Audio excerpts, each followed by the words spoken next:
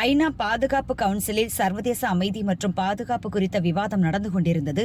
அதில் பங்கேற்று பேசிய பாகிஸ்தான் வெளியுறவு அமைச்சர் இஷாக் தார், வழக்கம் போல விவாதத்திற்கு சம்பந்தமில்லாமல் ஜம்மு காஷ்மீர் விவகாரத்தை சர்வதேச மேடையில் கொண்டுவர முயன்றார். இதற்கு இந்தியாவின் ஐநா தூதர் பார்வதனேனி ஹரிஷ் உடனடியாக பதில் கொடுத்தார். எல்லை தாண்டிய பயங்கரவாதத்தில் பாகிஸ்தானின் பங்கை பற்றி பகிரங்கமாக உலக நாடுகளுக்கு முன்னிலையில் தோலுரித்தி காட்டினார். ஜம்மு காஷ்மீர் யூனியன் பிரதேசம் என்பது முழுக்க முழுக்க இந்தியாவின் உள்நாட்டு விவகாரம். இதில் தலையிடவோ அல்லது கருத்து சொல்லவோ பாகிஸ்தானுக்கு எந்தவிதமான சட்டப்பூர்வ உரிமையும் இல்லை.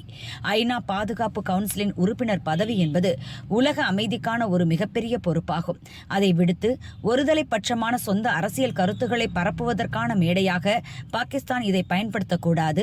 பாகிஸ்தானின் இரட்டை வேடத்தையும் எல்லை தாண்டிய பயங்கரவாத ஆதரவையும் இந்தியா இனி சகித்துக் கொள்ளாது. இந்தியா தன்னைத்தானே தற்காத்துக் கொள்ள முழு உரிமை பெற்றுள்ளது.